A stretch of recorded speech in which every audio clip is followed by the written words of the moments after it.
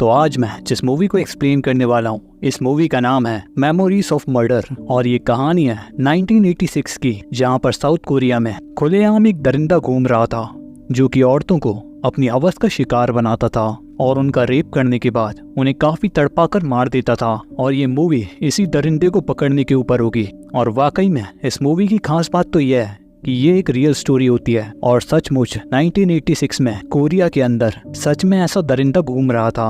और इस मूवी में हम जानेंगे कि आखिर वो दरिंदा कौन था और क्या पुलिस उसे पकड़ पाई। इसकी पूरी स्टोरी हम देखेंगे आज की मूवी में। तो कहानी की शुरुआत में हम साउथ कोरिया के एक छोटे से शहर को देखते हैं और इसी शहर में अभी अभी दो लड़कियों का बेरहमी से कत्ल हो गया और उनमें से एक लड़की की लाश को अभी अभी यहाँ के नाले में फेंक दिया। और अब इसी के इन्वेस्टिगेशन के लिए यहाँ का एक लोकल डिटेक्टिव आया होता है और इस डिटेक्टिव का नाम होता है पार्क डोमैन। और यहाँ पर पार्क आते ही उस नाले के पास पहुँचता है जहाँ पर उस लड़की की लाश को रखा गया है। लेकिन जब वो नीचे देखने की कोशिश करता है तो वहाँ पर काफी अंधेरा होता है, जिस वजह से पार्क को कुछ भी दिखाई नहीं दे रहा होता। जिस वजह से फिर पार्क एक कांच का टुकड़ा उठाकर सन की लाइट को उसके अंदर रिफ्लेक्ट करता है और तब यहाँ पर हम उस लड़की की बॉडी को देखते हैं जिसे बहुत ही बेरहमी के साथ यहाँ पर मारा गया होता है। और जिस तरीके से यहाँ पर इस लड़की की बॉडी पड़ी होती है उसे देखकर ऐसा लग रहा होता है कि उसकी बॉडी की बहुत सारी हड्डियां टूटी हुई होती हैं। और पार्क ये सारी चीजें देख ही रहा होता है कि इतने में उसकी नजर पड़ती है उसी के पास वाले खेत में जहाँ पर कुछ बच्चे होते हैं जो कि इस लड़की के कपड़ों के साथ खेल रहे होते हैं, जो कि यहाँ पर एक बहुत ही अहम सबूत होता है। और यहाँ पर पार्क उन्हें रोकने की कोशिश करता है लेकिन तब तक वो सारे बच्चे उन कपड़ों को अपने हाथों से छू चुके होते हैं, जिससे वो सारे सबूत बेकार हो जाते हैं क्योंकि अब उनके ऊपर बहुत सारे लोगों के हाथ लग चुके हैं। जिसके बाद यहाँ पर पार्क पुलिस स्टेशन वापस आता है और शहर के सारे छोटे मोटे गुंडों को यहाँ पर बुलाता है और यहाँ पर उन सभी की फोटो लेता है और उन सभी की जानकारी अपनी डायरी में लिख लेता है ताकि वो इस केस में हर कड़ी को जोड़ सके। और पार्क अपने इन्वेस्टिगेशन में ऐसे ही लगे रहता है। लेकिन तभी उसे एक दिन खबर मिलती है कि अब यहाँ पर एक और लड़की की हत्या कर दी गई है और उसके साथ भी रेप हुआ है। और तब हम देखते हैं कि पार्क वहाँ पर पहुँचता है और देखता है कि यहाँ पर उस मुजरिम के पैरों के निशान हैं और उन निशानों को देखते ही वो उसके अगल बगल एक सर्कल बना देता है ताकि वहाँ पर कोई भी पैर न रखे जब तक यहाँ पर फॉरेंसिक टीम आ नहीं जाती। और सर्कल बनाने के बाद पार्क जैसे ही यहाँ से थोड़ा दूर जाता है वो देखता है कि एक ट्रैक्टर वहीं पर चला आ रहा होता है और यहाँ पर पार्क बार बार उस ट्रैक्टर वाले को रुकने को कहता है, लेकिन यहाँ पर वो ट्रैक्टर वाला पार्क की आवाज नहीं सुन पाता और आखिरकार वो ट्रैक्टर वाला उन पैरों के निशान पर अपना ट्रैक्टर चढ़ा ही देता है। और फिर से यहाँ पर पार्क के हाथों कुछ भी नहीं लगता। तब वो एक बार फिर से पुलिस स्टेशन चला आता है और यहाँ पर वो खाना खाते हुए उन सारे चोरों के चेहरों को देख रहा होता है और इन सारी चीजों को उसका सुपीरियर डिटेक्टिव देख रहा होता है जिसका नाम होता है डोंग चुल। और डोंग यहाँ पर पार्क से कहता है कि तुम आखिर खाना खाते वक्त भी इन चोर उचक्कों के चेहरों को कैसे देख लेते हो। तभी पार्क उनसे कहता है कि सर, मैं आपको एक राज की बात बताऊं, मैं किसी की भी आंखों में ये देखकर बता सकता हूँ कि वो कातिल या चोर है कि नहीं।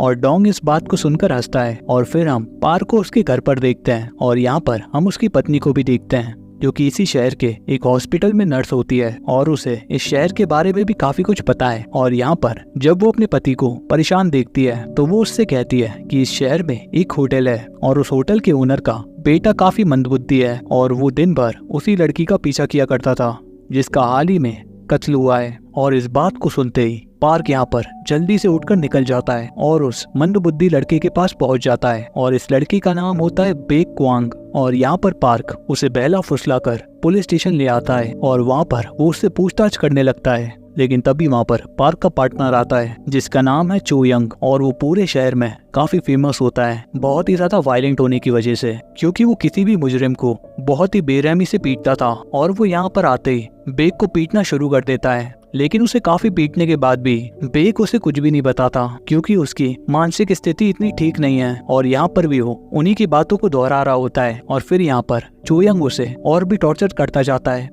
और इसी तरीके से एक दिन बीत जाता है और अगली सुबह हम देखते हैं सीओ नाम के एक और डिटेक्टिव को जिसे कि साउथ कोरिया के कैपिटल सियोल से भेजा गया है इस केस को सुलझाने के लिए। लेकिन यहाँ पर आते ही सीओ यहाँ का रास्ता भटक चुका था और वो यहाँ पर सड़क पे एक लड़की से मदद मांगने की कोशिश करता है ताकि कि वो पुलिस स्टेशन पहुँच सके। लेकिन अभी इस पूरे शहर के लोग काफी खौफ में जी रहे हैं और खास कर की लड़कियाँ और इसीलिए एक अनजान शख्स को अपने पास देखकर ये लड़की घबरा जाती है और यहाँ से भागने लगती है। लेकिन सीओ उसे रोकने की कोशिश करता है, लेकिन तभी उस लड़की का पैर फिसलता है और वो सड़क के किनारे गिर जाती है। तब सीओ उस लड़की के पास जाता है उसकी मदद करने के लिए, लेकिन वो लड़की और भी ज्यादा घबरा जाती है और वहाँ पर चिल्लाने लगती है। और तभी वहाँ पर पार्क पहुँच जाता है और लड़की को चिल्लाता हुआ देखकर उसे लगता है कि यही वो कातिल है। इसीलिए यहाँ पर वो सीओ को पहले बहुत पीटता है और उसके बाद वो उसके हाथों में हथकड़ी लगा देता है। लेकिन तभी सीओ बताता है कि वो सियोल से आया है और वो भी एक डिटेक्टिव है। और इस बात को सुनते ही पार्क उसकी हथकड़ी तो खोल देता है, लेकिन वो सीओ पे हंसने लगता है और उससे कहता है कि आखिर एक डिटेक्टिव इतना खराब फाइटर कैसे हो सकता है। तभी यहाँ पर सीओ की नजर पड़ती है पार्क के पैरों पर और वो देखता है कि यहाँ पर एक जोड़ी जूते और भी रखे हुए हैं। तो इसीलिए सीओ पूछता है कि आखिर ये कैसे जूते हैं। तब यहाँ पर पार्क बताता है कि ये जूते एक सस्पेक्ट के हैं और मुझे उस पर शक है कि सारे खून उसी ने किए हैं। इसीलिए मैं उस वारदात वाली जगह पर जा रहा हूँ जहाँ पर उसके जूतों के निशान हैं और वहाँ पर मैं इन दोनों जूतों को मैच करवाऊंगा। लेकिन यहाँ पर पार्क उस वारदात वाली जगह पर पहुंचने के बाद सीधा उसका उल्टा करता है और वो यहाँ पर जूतों के निशान को मैच नहीं करवाता, बल्कि उन्हीं जूतों से वहाँ पर नए निशान बना देता है। जिसके बाद वो सीओ को लेकर पुलिस स्टेशन पहुँचता है और सीओ को देखकर यहाँ के सुपीरियर काफी खुश होते हैं और यहाँ पर पार्क और यंग बेक को पकड़कर उसे सारी बात रटवाने लगते हैं कि उसे कैसे अपने गुनाहों को कबूल करना है। जिसके बाद वो यहाँ पर उसे पकड़ करके एक जंगल में लेके आते हैं और उसे वहाँ पर जान से मारने की धमकी देते हैं और उससे कहते हैं कि अगर तुमने अपने गुनाहों को कबूल नहीं किया तो हम तुम्हें यहीं पे मारकर जिंदा दफन कर देंगे। और फिर इन सारी बातों से बेक यहाँ पर काफी डर जाता है और वो फटाफट उन सारी बातों को बोलने लगता है जिन बातों को इन दोनों ने उसे रटवाया होता है। और यहाँ पर पार्क और यंग उसकी सारी बातों को रिकॉर्ड करने लगते हैं और यहाँ पर क्वांग उन सारी बातों को तो बताता ही है जिन बातों को इन दोनों ने उसे रटवाया है। लेकिन इसके अलावा भी वो कुछ बातें कहने लगता है और इन बातों को सुनकर पार्क और यंग दोनों ही बहुत खुश हो जाते हैं। लेकिन पास ही में खड़ा हुआ सीओ उसकी बातें सुन रहा होता है और उसे उसकी बातें बहुत ही ज्यादा वाहियात लग रही होती हैं और उसे कहीं ना कहीं पता होता है कि बेक वो कातिल नहीं होगा। फिर इसी को जानने के लिए वो उसी रात उन सारे सबूतों को देखने लगता है और उस कातिल को समझने की कोशिश में लग जाता है। लेकिन तभी सुबह पार्क और यंग अपने सीनियर के साथ मिलकर सारे जर्नलिस्ट को वहाँ पर बुला लेते हैं, क्योंकि उन लोगों को लगता है कि उन्होंने केस सॉल्व कर दिया और बेक ही कातिल है। और अब तो इनके पास बेक की रिकॉर्डिंग भी है और यहाँ पर मीडिया वाले चारों तरफ फैल चुके होते हैं और वो यहाँ पर पार्क और उसके सीनियर की फोटो भी ले रहे होते हैं और दो पुलिस वाले बेक को खींचकर यहाँ से ले जा रहे होते हैं। लेकिन तभी वहाँ पर सीओ आता है और बेक के हाथों को देखता है और उसके हाथों को देखकर ही वो समझ जाता है कि बेक वो कातिल नहीं है और इसीलिए वो पार्क के सीनियर के पास जाता है और उन्हें बताता है कि पार्क कातिल नहीं है। लेकिन उसकी बात कोई नहीं सुनता और सारे लोग पहुंचते हैं घटना स्थल पे और यहाँ पे हर तरफ मीडिया वाले लोग भरे पड़े होते हैं। और यहाँ पर सीओ एक बार फिर से पार्क के सीनियर से कहता है कि बेक कातिल नहीं है, हमें उसे छोड़ देना चाहिए। लेकिन उनका सीनियर उससे कहता है कि अपना मुंह बंद रखो, यहाँ पर सारे मीडिया वाले आ चुके हैं और अगर अब हमने ऐसा किया तो हमारी बहुत ही ज्यादा बेइज्जती होगी। और यहाँ पर ये सारी बातें कर ही रहे होते हैं कि इतने में यहाँ पर बेक का पिता आ जाता है और अपने पिता को देखकर बेक यहाँ पर चिल्लाने लगता है और वो रोते रोते कह रहा होता है, इन लोगों ने मुझे काफी पीटा लेकिन मैंने कुछ भी नहीं किया और जबरदस्ती ये सारे लोग मुझे इस केस में फंसाना चाहते हैं। और यहाँ पर सारे मीडिया वाले इस बात को सुन लेते हैं और फिर ये बात बहुत ही तेजी से फैलने लगती है और जल्दी इन्हें बेक को छोड़ना पड़ता है। लेकिन अगली सुबह तक ये पूरी की पूरी खबर अखबार में छप चुकी होती है। तब इनके एक और सुपीरियर को इनकी खबर मिलती है तो वो जल्दी से यहाँ पर चला आता है और इस सुपीरियर का नाम होता है कोही बोंग। और यहाँ पर आते ही वो पार्क से इस केस के बारे में पूछता है कि आखिर उन्होंने इस केस के बारे में क्या क्या पता किया है। तब यहाँ पर पार्क उसे अपनी सारी बातें बताना शुरू करता है और उसकी बातें सुनकर ऐसा लगता है कि मानो पार्क को इस केस के बारे में कुछ भी नहीं पता। इसलिए अब ही बोंग खुद ही जाता है उस घटना स्थल पर और यहाँ पर सब कुछ देखने के बाद वो पार्क, सीओ और योंग से पूछता है कि आखिर तुम्हें क्या लगता है कि इन सारी मौतों में क्या चीज एक सी है। तब यहाँ पर सीओ कहता है कि उस मुजरिम ने जितने भी लोगों को शिकार बनाया सबको उसने बारिश के समय ही मारा है और सारी की सारी लड़कियों ने लाल कपड़े ही पहन रखे थे। और सीओ यहाँ पर कहता है कि हमें सिर्फ अभी तक 2 मौतों के बारे में ही पता है, लेकिन मुझे लगता है कि अब तक 3 मौतें हो चुकी हैं, क्योंकि कुछ ही दिन पहले यहाँ से एक लड़की गायब हुई है जो कि अब तक नहीं मिली। और इन सारी बातों को सुनकर कू खुश हो जाता है, क्योंकि यहाँ पर सीओ एक पहला आदमी होता है जो कुछ समझदारी की बात कर रहा होता है और इसीलिए वो सीओ को उस लाश को ढूंढने का ऑर्डर देता है। और जल्दी सीओ को वो लाश मिल भी जाती है। और जब उस लड़की का पोस्टमार्टम होता है तब डॉक्टर उसे बताता है कि ये लाश काफी पुरानी हो चुकी है, इसीलिए हमें इस पर कोई भी डीएनए का सैंपल नहीं मिल सकता।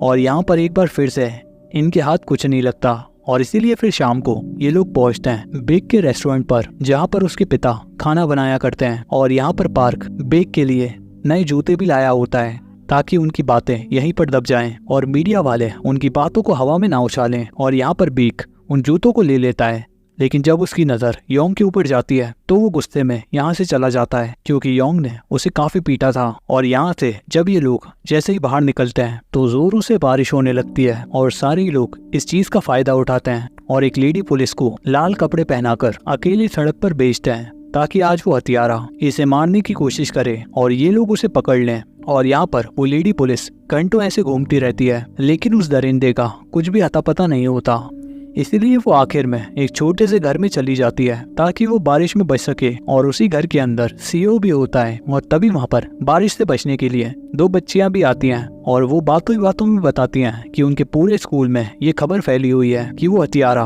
उन्हीं के स्कूल में छुपा हुआ है। और ये सारी बातें चली रही होती हैं तभी हम एक लेडी को देखते हैं जो कि एक सुनसान रास्ते पे चली आ रही होती है। और तभी उसे अचानक ऐसा लगता है कि यहाँ पर आसपास कोई है, तो इसीलिए वो दौड़कर यहाँ से भागने लगती है। लेकिन तभी वो दरिंदा से दबोच के लेकर चला जाता है और फिर वो उसके साथ भी वैसा ही करता है। और फिर सुबह सुबह ये लोग पहुंचते हैं घटना स्थल पर और वहाँ पर वो देखते हैं कि बहुत ही ज्यादा बारिश हुई है जिस वजह से यहाँ पर कोई भी सबूत नहीं बचा और सारे पैरों के निशान भी मिट चुके हैं। और एक बार फिर से सारे ही लोग खाली हाथ लौट आते हैं। और जब ये लोग पुलिस स्टेशन में बैठे होते हैं तभी वो लेडी ऑफिसर इन्हें एक आश्चर्यजनक बात बताती है कि जब जब किसी भी लड़की का कत्ल हुआ है तब तब रेडियो पर एक ही गाना बजा है। और मुझे इस बात पर शक हुआ तो मैंने इस बात के लिए रेडियो वालों से भी बात की और इस बात की पुष्टि की, जिस पर उन्होंने कुछ डॉक्यूमेंट्स भी भेजे हैं क्योंकि ये सारे के सारे गाने किसी की फरमाइश पे बजाए जा रहे होते हैं। लेकिन ये बातें पार्क को बिल्कुल बेकार लगती हैं, इसलिए वो यहाँ पर हंसने लगता है। लेकिन सीओ इस बात को बहुत ही सीरियसली लेता है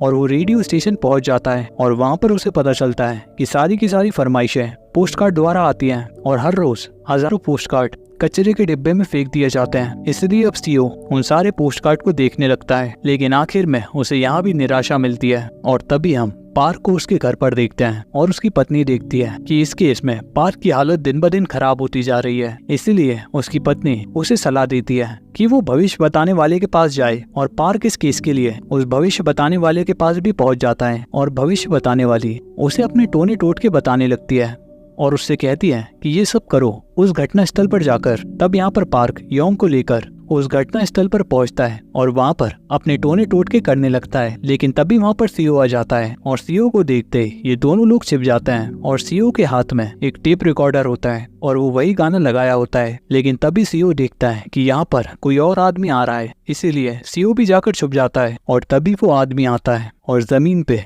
वो औरतों के कपड़े रखता है और इसके बाद वो उन कपड़ों को देखकर वहाँ पर मास्टरबेट करना शुरू कर देता है। और पार्क यहाँ पर इस आदमी को बहुत ही ध्यान से देख रहा होता है और इसीलिए उसकी नजर पड़ती है इस आदमी के लाल अंडरवियर पर। और फिर जैसे ही पार्क उसे पकड़ने की कोशिश करता है उस आदमी को भनक लग जाती है कि यहाँ पर कोई तो है, इसलिए वो यहाँ से भागने लगता है और ये तीनों भी निकलकर उसके पीछे भागते हैं। लेकिन जल्दी वो आदमी मजदूरों के बीच आ जाता है और ये तीनों भी उसके पीछे यहाँ पर पहुंच जाते हैं। लेकिन इतने सारे आदमियों के बीच उसे ढूंढना बहुत ही मुश्किल है। तब यहाँ पर ये तीनों सभी आदमियों की तरफ काफी ध्यान से देख रहे होते हैं। तभी पार्क की नजर पड़ती है एक आदमी पे जिसने कि यहाँ पर लाल अंडरवियर पहन रखा होता है। और फिर इस चीज को देखते ही पार्क उसे पकड़ लेता है और पुलिस स्टेशन लेकर चला जाता है, जहाँ पर पार्क उसे पीटता है और उससे इस केस के बारे में पूछने लगता है। और दूसरी तरफ योंग उस आदमी के घर पे आ जाता है कि शायद उसे उसके घर पे कोई सबूत मिल जाए, लेकिन उसे उस आदमी के घर पे सिर्फ गंदी मैगजीन मिलती है।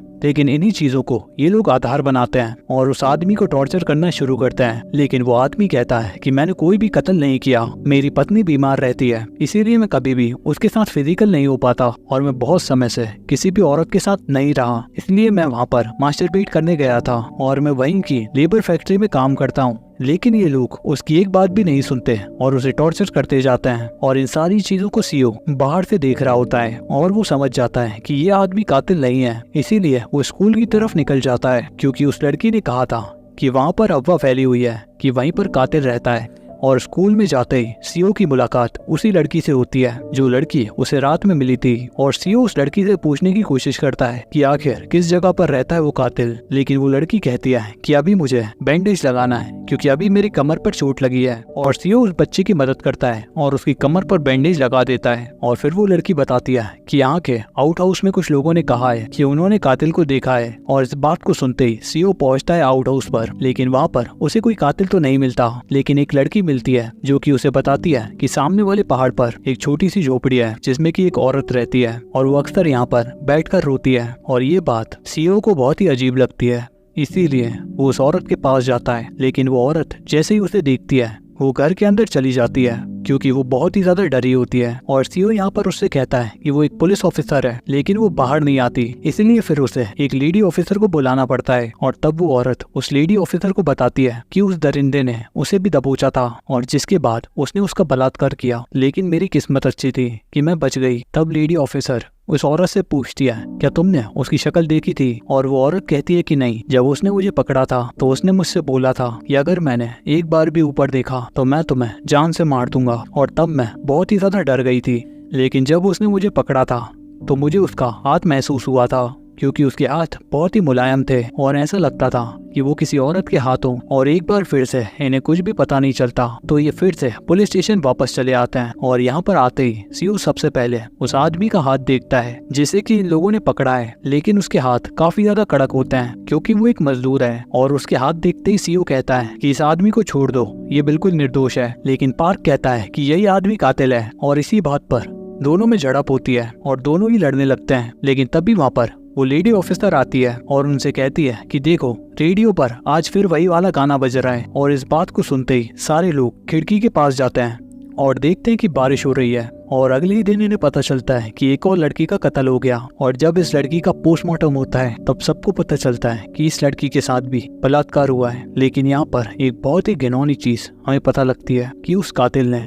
इस लड़की के प्राइवेट पार्ट में काफी सारे तरबूज के टुकड़े डाल दिए। और ये एक बहुत ही घिनौनी चीज होती है। और इस चीज को देखते ही पार्क बिल्कुल टूट जाता है और वो सीओ से कहता है कि तुम सच कह रहे थे, वो आदमी कातिल नहीं था। और इतना कहने के बाद वो अपनी डायरी फाड़ने लगता है। और तभी इन्हें पता लगता है कि रेडियो स्टेशन वालों को वो पोस्ट कार्ड मिल चुका है जिस आदमी ने आखिरी रात इस गाने की फरमाइश की थी। और फिर सीओ और पार्क उस आदमी के घर पे पहुंचते हैं तो उसकी माँ बताती है कि वो एक फैक्ट्री में काम करता है। और ये लोग फैक्ट्री पहुंचते हैं और उसे पकड़ लेते हैं और उसे पकड़कर पुलिस स्टेशन लाते हैं। और इस आदमी का नाम होता है पार्क शियोन-ग्यो। और यहाँ पर यह आदमी बहुत ही ज्यादा चालाक नजर आता है। और जब भी पुलिस वाले उससे सवाल पूछते हैं तो वो उसका उल्टा फुल्टा जवाब देता है और कहता है कि मुझे पता है कि तुम उन लोगों को कैसे टॉर्चर करते हो। तभी सीओ इस आदमी का हाथ देखता है और इस आदमी का हाथ बहुत ही ज्यादा मुलायम होता है जिससे कि सीओ को लगता है कि यही आदमी कातिल है। जिसके बाद ये एक के बाद एक उससे सवाल करते जाते हैं, लेकिन वो आदमी यहाँ पर इनके सवालों के जवाब दे ही नहीं रहा होता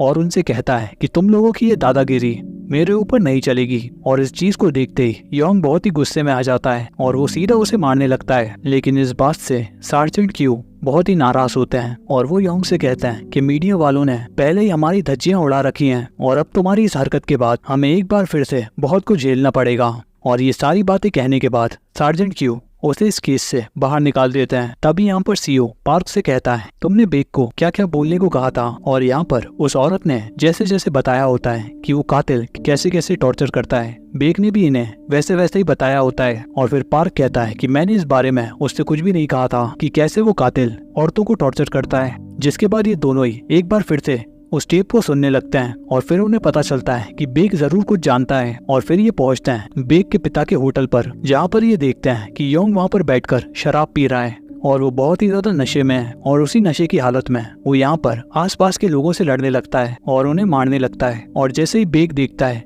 कि वो वहाँ पर लोगों को पीट रहा है तो वो काफी ज्यादा गुस्सा हो जाता है क्योंकि योंग ने उसे भी वैसे ही पीटा था। इसीलिए वो एक लोहे की कील योंग के पैर में घुसा देता है जिससे योंग का पैर बहुत ही बुरी तरीके से जख्मी हो जाता है। और जब बेक देखता है कि उसने योंग का पैर बहुत ज्यादा घायल कर दिया है, तो वो डर की वजह से यहाँ से भागने लगता है। तब पार्क और थियो उसके पीछे पीछे भागते हैं। तभी बेक एक पोल पर चढ़ जाता है। तभी पार्क उससे पूछता है कि उस रात तुमने आखिर वहाँ पर क्या देखा था। तब बेक बताता है कि उसने उस रात उस कातिल को वहाँ पर कत्ल करते देखा था, और जब वो कत्ल कर रहा था तो बेक वहाँ पर छुपा हुआ था। और इस बात को सुनते ही पार्क यहाँ पर उसे हैंगवेल की तस्वीर दिखाने लगता है और कहता है क्या यही वो कातिल है। लेकिन बेक कुछ कह पाता इससे पहले ही उसके पिता यहाँ पर कुछ आदमियों को लेकर यहाँ पर आ जाते हैं, और उन्हें देखने के बाद बेक यहाँ से भाग जाता है और वो सारे ही लोग पार्क और थियो के ऊपर हमला कर देते हैं। और इन सारे लोगों से निपटने के बाद जब पार्क बेक के पास पहुंचता है तो वो देखता है कि वो एक रेलवे ट्रैक पर खड़ा है और वहाँ से एक ट्रेन आ रही है, और पार्क उसे बचाने की कोशिश करता है, लेकिन वो ट्रेन बेक के ऊपर चढ़ जाती है और बेक वहीं पर मारा जाता है। और इस बात से एक बार फिर से इस शहर में बवाल मच जाता है, क्योंकि एक बार फिर से एक बेकसूर की मौत हुई है, और इसीलिए अब इन्हें ना चाहते हुए भी